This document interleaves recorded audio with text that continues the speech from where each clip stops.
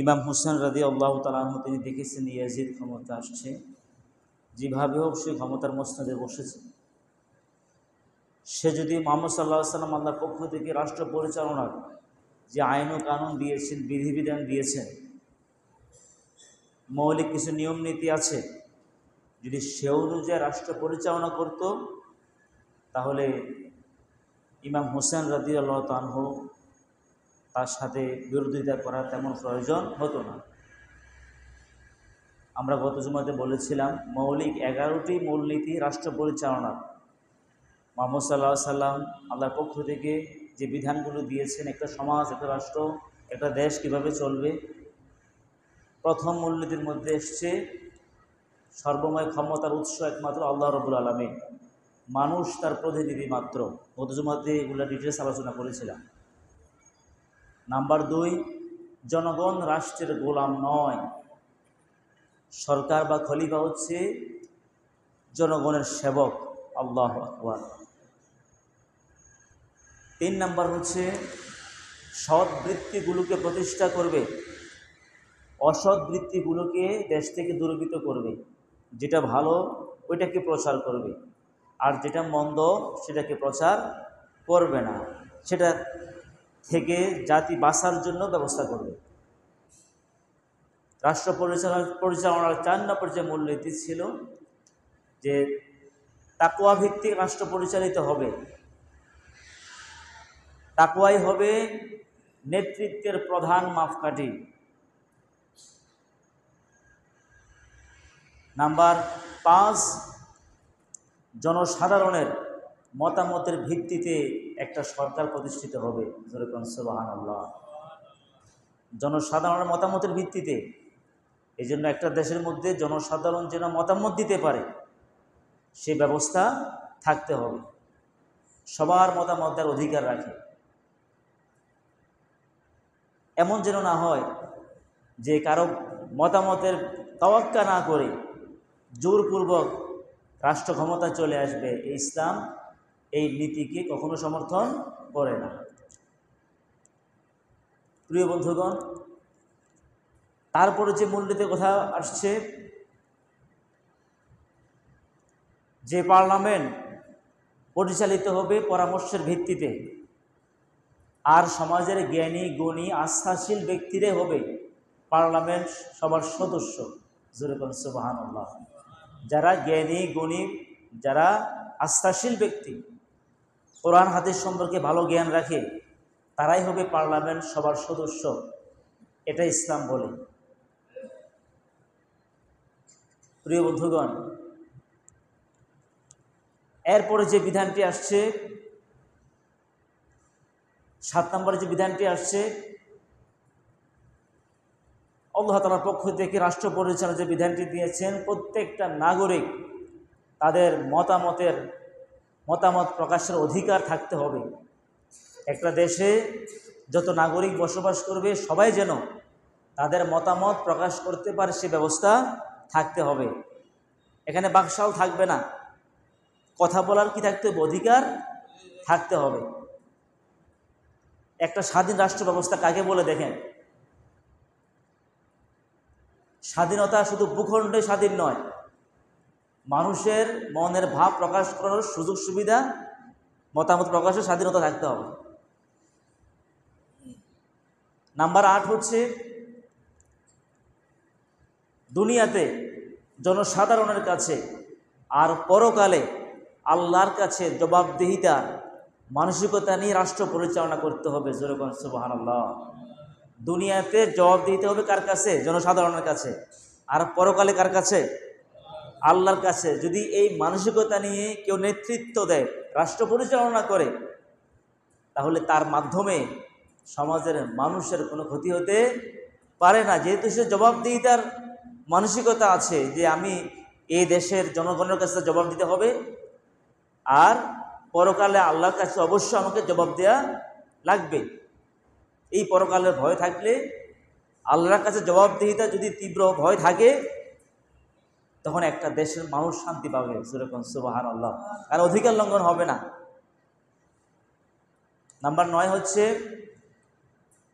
বাইতুল মাল আল্লাহর সম্পদ, জনগণের আমানত, রাষ্ট্রীয় যে কোষ, রাষ্ট্রীয় কোষাগার, এগুলো জনগণের আমানত, এগুলো আল্লাহ প্রদত্ত জনগণের আমানত। এই আমানতের খেয়ানত করা যাবে না। অর্থাৎ একটা সরকার, তার দায়িত্ব হচ্ছে দেশটাকে দুর্নীতিমুক্ত করবে, দেশের সম্পদ যেন কেউ পাচার করতে না পারে সেই ব্যবস্থা গ্রহণ করবে, দেশের সম্পদ যেন তছরূপ না হয়, অপচয় না হয় সেই ব্যবস্থা গ্রহণ করতে হবে। এটা ইসলামী রাষ্ট্র আইন, মূলনীতি। প্রিয় বন্ধুগণ, নাম্বার 10 হচ্ছে অধিকারের দিক দিয়ে সবাই সমান। যেরকম সুবহানাল্লাহ। মর্যাদার কারণে, তার গুণের কারণে, তার জ্ঞানের কারণে মর্যাদা বেশি হবে, কিন্তু অধিকার কি সকলের সমান। রাষ্ট্রপ্রধান যে অধিকার পাবে, সাধারণ নাগরিক সে অধিকার পাবে। হ্যাঁ, যোগ্যতা অনুযায়ী তারতম্য হবে, যোগ্যতা অনুযায়ী সম্মান মর্যাদার ক্ষেত্রে তারতম্য হবে, কিন্তু অধিকারের দিক দিয়ে কি সবাই সমান। যখন রাস্তা দিয়ে চলবে, জনগণের অধিকার একরকম, আর যারা ক্ষমতাশীল, যারা মেম্বার, চেয়ারম্যান, এমপি, মন্ত্রী, তাদের অধিকার আরেক রকম, নাকি? ইসলাম কি বলে? একরকম, সমান অধিকার। কিন্তু আমাদের দেশে কি এটা হচ্ছে? যখন মন্ত্রী আসবে, রাষ্ট্রপতি আসবে, প্রধানমন্ত্রী আসবে, দেখেন সব ট্রাফিক বন্ধ, এই দিক দিয়ে আর কেউ চলাচল করতে পারে না। কথা বলেন ঠিক কিনা? আর হোক ডেলিভারি রোগী, হোক সে অসুস্থ, মারা যাচ্ছে, ওইদিকে তাওয়াক্কা নাই। অথচ ইসলাম কি বলে? সবাই যদি জ্যামে পড়ে, রাষ্ট্রপ্রধানও পড়বে, জনগণও পড়বে, ঠিক কিনা? ইসলাম এটাই বলে, কারোর জন্য ট্রাফিক বন্ধ থাকবে না, অধিকার সবার সমান। হযরত ওমর রাদিয়াল্লাহু তাআলার কথা বলেছিলাম। হযরত ওমর রাদিয়াল্লাহু তাআলা যখন দেহের মধ্যে 2টা জামার কাপড় পেয়েছে, জনগণ প্রশ্ন করেছে, সবাই পেয়েছে একটা কাপড়, আপনার দেহের মধ্যে 2টা কাপড় কেন?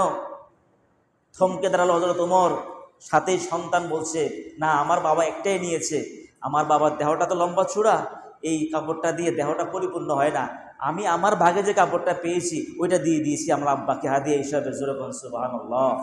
অধিকার কাকে বলে? আল্লাহু আকবার বলেন। হযরত ওমর একবার ওনার ঘরের মধ্যে মিষ্টান্ন খাবার পাকিয়েছে,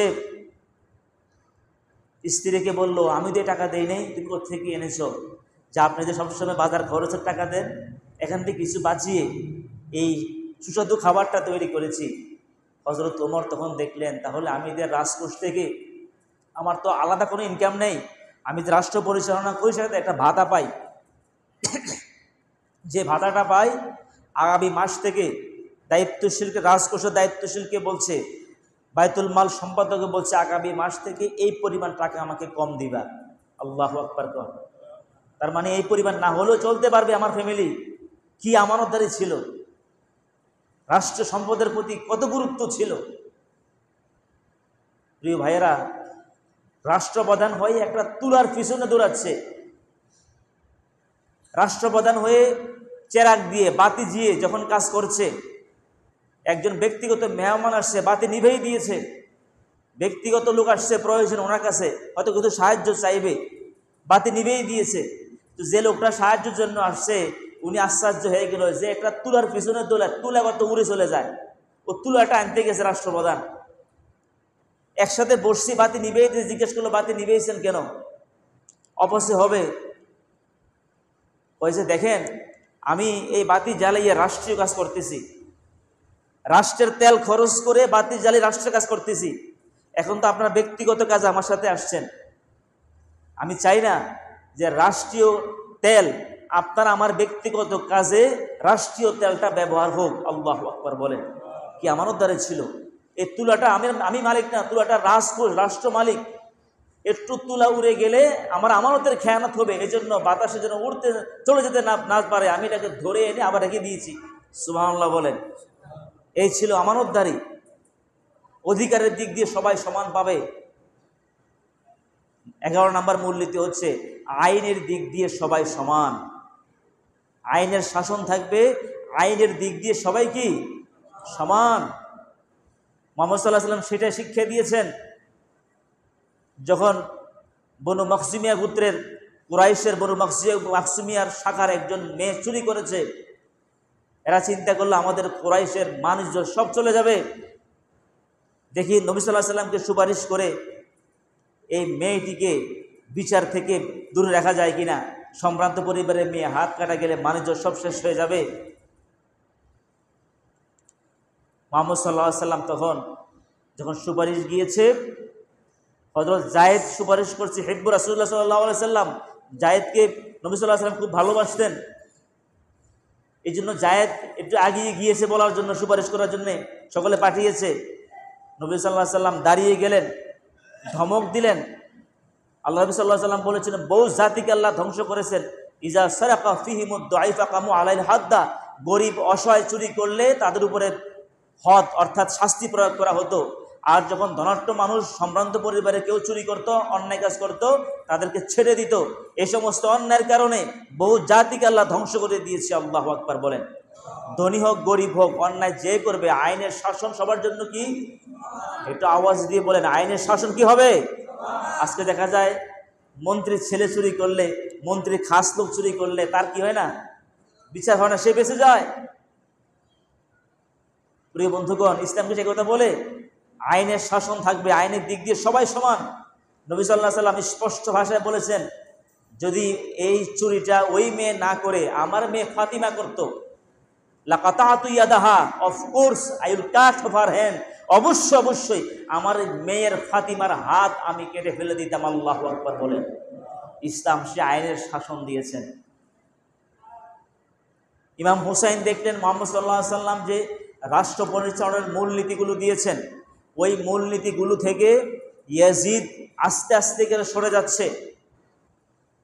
একটা পর্যায়ে ইসলামী মূলনীতি পৃথিবী থাকবে না, ইসলামী রাষ্ট্র কিভাবে চালাতে হবে মানুষ ভুলে যাবে। প্রিয় বন্ধুগণ, সেদিন যদি ইমাম হুসাইন যদি রক্ত না দিতেন, তাহলে সমাজে রাজতন্ত্রই প্রতিষ্ঠিত হয়ে যেত, এই মানসিকতাই রাষ্ট্র পরিচালিত হতো। ইমাম হুসেন রক্ত দিয়ে, জীবন দিয়ে তিনি সত্যটাকে আঙ্গুল দিয়ে দেখিয়ে দিয়েছেন, রাষ্ট্র পরিচালনা এভাবে করতে হয় না, রাষ্ট্র পরিচালনা মুহাম্মদ সাল্লাল্লাহু আলাইহি ওয়াসাল্লাম যেভাবে শিখেছে ওভাবে করতে হবে। আল্লাহু আকবার বলেন। প্রিয় বন্ধুগণ, আমি দেখেছি ইয়াজিদ যেই পরিমাণ ভুল করেছিল, অন্যায় করেছিল, অর্থাৎ মূলনীতি থেকে সরে গিয়েছে, যেই পরিমাণ সরেছে, বর্তমান পৃথিবীতে বহু মুসলিম শাসক আসছে গেছে, আছে বহু মুসলিম শাসক আছে, ইয়াজিদ যেই পরিমাণ অন্যায় করেছে তার চাইতে অনেক বেশি অন্যায় কাজ করতেছে, ঠিক কি না? সুতরাং ইমাম হুসাইনের রক্তের দান থেকে আমাদের শিক্ষা হচ্ছে, দিন কায়েমের জন্য ইমাম হুসাইন যে রক্ত দিয়েছেন এর থেকে শিক্ষা হচ্ছে আমাদেরকেও, আমাদের সামনে যদি কেউ অন্যায় কাজ করে, সে যে হোক না কেন, তার প্রতিবাদ করা ইমানি দায়িত্ব। আল্লাহু আকবার বলেন। যদি এই শিক্ষা গ্রহণ করতে পারি, তাহলে ইমাম হুসাইনের জীবনী থেকে আমাদের শিক্ষা অর্জন হলো, কারবালার রক্ত থেকে আমাদের শিক্ষা অর্জন হলো। ইমাম হুসাইন এমনি এমনি রক্ত দেন নাই, তিনি তো ভালোবাসা, আন্তরিকতা, মহব্বত কম ছিল না। মুহাম্মদ সাল্লাল্লাহু আলাইহি সাল্লামের পরিবারের একমাত্র পুরুষ নাতি, মেয়ের ঘরের নাতি ইমাম হুসাইন, ভালোবাসায় সবার নয়নের মনে ছিল, হৃদয়ের স্পন্দন ছিল, চোখের সুরমা ছিল। মুহাম্মদ সাল্লাল্লাহু আলাইহি সাল্লামের নাতি ইমাম হুসাইন, হাদিয়া তোহফা কোনো কিছু কি অভাব ছিল? তিনি ইচ্ছে করলে আরামে আসে আজীবন খেতে পারতেন, আজীবন খেতে পারতেন। তিনি রক্তাক্ত পথের জন্য বেছে নিয়েছেন। যদি এখন রক্তাক্ত পথ বেছে না নেয়, তাহলে মিথ্যাটাই প্রতিষ্ঠিত হয়ে যাবে, সত্যটা গোপন হয়ে যাবে দুনিয়া থেকে। ইমাম হুসাইন তো রক্ত দেওয়ার জন্য, মূলত কুফাতে রক্ত দেওয়ার জন্য যায় নাই, কুফাতে যুদ্ধের জন্য যায় নাই। কুফাবাসীরা বারবার বলেছে আপনি আসেন, চিঠি পাঠাচ্ছে যে আমরা ইয়াজিদ যেহেতু রাষ্ট্র পরিচালনার ক্ষেত্রে সে ইসলামী লকে লঙ্ঘন করেছে এবং ইয়াজিদের কার্যকলাপেও অনেক সমস্যা ছিল এবং অনেক বর্ণনা আসছে সে নেশা পর্যন্ত করত। ইমাম হুসাইন যেহেতু আপনিও পছন্দ করতেছেন না, আমরাও পছন্দ করি না, আপনি আসেন কুফাতে, আমরা ইমাম হুসাইন আপনাকে আমরা কুফার গভর্নর হিসেবে আমরা মেনে নেব, কুফার শাসক হিসেবে আপনাকে আমরা সমর্থন করে কুফার শাসকের দায়িত্ব আপনাকে দেব। আল্লাহু আকবার বলেন। একটা দুইটা চিঠি নয়, 150টা চিঠি দিয়েছে ইমাম হুসাইন, তারপরে যেতে চায় নাই। যেহেতু ওনার বাবার সাথে একবার কুফাবাসীরা গাদ্দারি করেছিল। প্রিয় বন্ধুগণ, অনেক লম্বা ইতিহাস, আমি ওদিকে যাচ্ছি না। সাহাবায়ে কেরাম সকলে পরামর্শ দিলেন, যেহেতু এতগুলো চিঠি দিয়েছে, কুফার প্রত্যেকটা গোত্র থেকে চিঠি আসছে, কুফার নেতৃবৃন্দুরা সবাই চিঠি পাঠিয়েছে, 150টা চিঠি আসছে, আপনি মনে হয় যাওয়া উচিত। তখন তিনি ওনার চাচাতো ভাই মুসলিম ইবনে আকিল রাদিয়াল্লাহু তাআলা আনহু ওনাকে পাঠিয়েছেন যে তুমি আগে যাও, কুফাবাসীদের অবস্থা দেখো, তারা কতটুকু আমার প্রতি আসলে আন্তরিকতা আছে। মুসলিম ইবনে আকিল তিনি গেলেন। যাওয়ার পরে অনেক লম্বা কথা, আমি সংক্ষেপ বলতেছি, যে হাজার হাজার কুফাবাসীরা, লক্ষাধিক কুফাবাসীরা মুহূর্তের মধ্যে, কয়েকদিনের মধ্যে ইমাম হুসাইনের পক্ষে ইয়াজিদের বিরুদ্ধে বায়াত গ্রহণ করছে। আল্লাহু আকবার বলে। ইমাম হুসাইনকে তখন চিঠি লিখেছে মুসলিম ইবনে আকিল যে আপনি আসতে পারেন, কুফার পরিবেশ ভালো এবং দেশবাসী সবাই চায় সত্য প্রতিষ্ঠা হোক, কোরআন সুন্নাহ দিয়ে দেশ চলুক, আপনি আসেন, আপনার মাধ্যমে ইসলামী সরকার প্রতিষ্ঠিত হবে, আপনি আসেন, সবাই স্বাগতম জানাচ্ছে আপনাকে আসার জন্য। উনি চিঠি লিখেছে, চিঠি চলে গেল। কিছুদিন যেতে না যেতেই এবার জুলুম শুরু হয়ে গেল। অনেক লম্বা কথা, আমি সংক্ষেপ করে দিচ্ছি। তৎকালীন কুফার গভর্নর, সর্বশেষ যে গভর্নর ইবনে জাহাদ, ওবায়দুল্লাহ ইবনে জিয়াদ, সর্বশেষ কুফার গভর্নর ইয়াজিদের, এই কুফার গভর্নর তখন সে মুসলিম ইবনে আকিলকে গ্রেপ্তার করেছে। কেন করেছে? ইয়াজিদের পক্ষে না থেকে হুসাইনের পক্ষে বায়াত গ্রহণ করছে। অথচ গভর্নর ইবনে জিয়াদ, ইয়াজিদের গভর্নর, সে বলছে না, তাকে ছাড় দেয়া যাবে না। তারপরে গ্রেপ্তার করলো, গ্রেপ্তার করিয়ে গভর্নর ছাদের উপরে গিয়া মস্তক ফেলে দিবে। এর আগে কিন্তু গভর্নরটা ঘেরাও হয়েছিল মুসলিম ইবনে আকিলের নেতৃত্বে।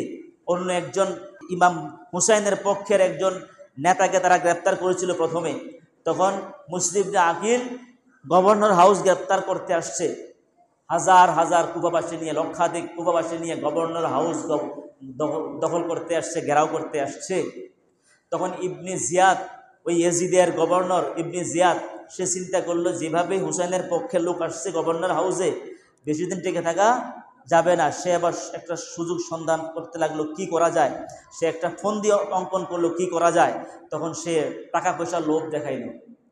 প্রত্যেক গোত্রের যত গোত্রের লোক আসছে মুসলিম ইবনে আকিলের সাথে ইমাম হুসাইনের পক্ষ হয়ে গভর্নর হাউস দখল করতে, গভর্নর হাউস ঘেরাও করতে যারা আসছে, এই কুফাবাসীদের প্রত্যেক গোত্রের নেতাদেরকে ডাকছে, ডেকে বলছে তুমি এ সুবিধা পাইবা, তুমি এ সুবিধা পাইবা, তুমি এত লক্ষ টাকা, তুমি এত কোটি টাকা, এইভাবে দিনার দিরহাম দেওয়া শুরু করলো। যখন দিনার দিরহাম দিতেছে, সুবিধা পেয়ে এবার নেতাগুলো ইসলামের পক্ষে না থেকে, ওই আপনার ইমাম হুসাইনের পক্ষে না থেকে, এরা আস্তে নিজের এলাকার লোকগুলাকে, নিজের গোত্রের লোকগুলাকে আস্তে আস্তে করে সরিয়ে নিতে লাগলো। একটা পর্যায়ে ইমাম হুসাইন দেখলো, কিরে সবাই চলে যাচ্ছে। একটা পর্যায়ে তাকে দেখলো ইমাম হুসাইনের যে পক্ষে বায়াত গ্রহণ করেছিল মুসলিম ইবনে আকিল দেখলো, কিরে সবাই তো চলে যাচ্ছে। এক পর্যায়ে দেখলো কেউ নাই, সবাই চলে যাচ্ছে, নিজে একা পড়ে গেছে। নাউজুবিল্লাহ বলেন। দুনিয়ার স্বার্থে সুবিধা পাইয়ে ইসলামকে প্রাধান্য না দিয়ে সবাই চলে যাচ্ছে। প্রিয় ভাইয়েরা, আজও পৃথিবীতে অবস্থাটা এমনই। ইসলামের জন্য চোখের পানি আসবে, ইসলামের জন্য একটু মায়া কান্না আসবে, আফসোস আসবে, কিন্তু ইসলামের পক্ষে অর্থ ব্যয় করতে রাজি না, ইসলামের পক্ষে মতামত দিতে রাজি না, কোরআনের সমাজ কায়েম হোক, ওইটা কিন্তু আমরা চাই না। আজকে কুফাবাসীদের যে অবস্থা, পৃথিবীর মুসলমানদের অধিকাংশ সে অবস্থা। কথা বলেন ঠিক কিনা? ইসলাম বিজয় হোক, কোরআনের সমাজ কায়েম হোক, এটা আমরা চাই না। আমরা দুনিয়ার স্বার্থে কুফুরিকে এস্টাবলিশ আমরা করি, যেটা করেছিল ওই ইয়াজিদের পক্ষ হয়ে কুফাবাসীরা। কুফাবাসীরা ইমাম হুসাইনের জন্য কেঁদেছে, চোখের পানি ফেলেছে, আফসোস করেছে, কিন্তু তাদের মতামত, তাদের রায়, তাদের নির্বাচন, তাদের শক্তি, অর্থ সব ছিল ইয়াজিদের পক্ষে। ইমাম হুসাইনের পক্ষে একজন লোক ছিল না, ইমাম হুসাইনের পক্ষে তারা আসে নাই, তারা গেছে ইয়াজিদের পক্ষে। ঠিক কিনা? কিন্তু কান্নাটা ছিল কার পক্ষে? মাত্র হুসাইনের পক্ষে। শুধু কেঁদেছে, একটু মনের ভাব দেখিয়েছে, এতটুকু শেষ। কিন্তু যখন দুনিয়ার সুবিধা পাইছে, টাকা পয়সার লোভ পেয়ে গেল, তখন ইসলাম ছেড়ে দিয়েছে, ওই ইয়াজিদের পক্ষে চলে গেল। প্রিয় বন্ধুগণ, ইমাম হুসাইন তিনি কিন্তু যুদ্ধ করতে যান নাই। প্রমাণটা হচ্ছে ওনার সাথে ওনার ছোট বাচ্চা ছিল, স্ত্রী ছিল, পরিবার পরিজন ছিল। কারণ যুদ্ধে গেলে তো ছোট বাচ্চা নেওয়ার কথা নয়। উনি গিয়েছে তাদের দাওয়াতের কারণে, তাদের ইনভাইট করার কারণে। উনি গিয়েছে যে ওনার হাতে রাষ্ট্র ক্ষমতা দিয়ে দিবেন। কুফাবাসীরা সবাই একমত হয়ে গিয়েছে, এই জন্য গিয়েছেন সেখানে একটা ইসলামী স্টেট কায়েম করবেন, ইসলামী সমাজ প্রতিষ্ঠা করবেন। মুহাম্মদ সাল্লাল্লাহু আলাইহি ওয়াসাল্লাম রাষ্ট্র পরিচালনা যে মূলনীতি দিয়েছেন সেই মূলনীতি মোতাবেক রাষ্ট্র পরিচালিত হবে, এই জন্য তিনি গিয়েছেন। প্রিয় ভাইয়েরা, সেখানে যাওয়ার পরে একটা পর্যায়ে তিনি যখন রওনা করেছে, জানতে পেরেছে যে মুসলিম ইবনে আকিলকে হত্যা করা হয়েছে, শহীদ করা হয়েছে, এবং উনি তখন যাবে না বলে একটা সিদ্ধান্ত নেওয়ার পথে, তখন মুসলিম ইবনে আকিলের যারা পরিবারের সদস্য ছিল তারা বলছে আমাদের ভাইকে হত্যা করেছে, আমরা তার প্রতিশোধ নিয়ে ছাড়ব। তখন হজরতে ইমাম হুসেন রাদিয়াল্লাহু তাআলা আনহু তখন তিনি আবার মতামত পাকাপুক্ত করে ফেললেন, না আমি যাব, সেখানে প্রয়োজনে লড়ে জীবন দেব। আল্লাহু আকবার বলেন। প্রিয় বন্ধুগণ, একটা পারিবারিক সফর, এখানে তেমন বেশি লোক নেই। ইমাম হুসেন রাদিয়াল্লাহু তাআলা আনহু তিনি যখন কুফাতে গেলেন, ওই ইবনে জিয়াদ কুফাবাসীরা, কুফার ইয়াজিদের সৈন্যরা তখন ইমাম হুসাইনকে ফুরাতের দিকে নিয়ে গেল। সেখানে যাওয়ার পরে তেজ তাবু স্থাপন করলেন। তৃষ্ণার জন্য যেই মা বোনেরা এখানে ছিল, দুধের শিশু ছিল, দুধের শিশুগুলো দুধ পাচ্ছে না, কারণ মা তো খাবার পাচ্ছে না, মা তো পানি পাচ্ছে না, সন্তান পর্যন্ত তৃষ্ণার জন্য হাহাকার করছে। ইমাম হুসাইন দেখলো ফুরাতের পানি, স্বচ্ছ পানি সবাই পান করতে পারে, নবী পরিবারের জন্য, ইমাম হুসাইনের জন্য ওই পানিটা ইয়াজিদ বাহিনী বন্ধ করে দিয়েছে। ফুরাতের পানি শৃগাল, কুকুর, বানর, অমুসলিমরা পর্যন্ত, ইহুদি, খ্রিস্টান, নাসারা সবাই পান করতে পারত, নবী পরিবারের জন্য সে পানিটা বন্ধ করে দিয়েছে।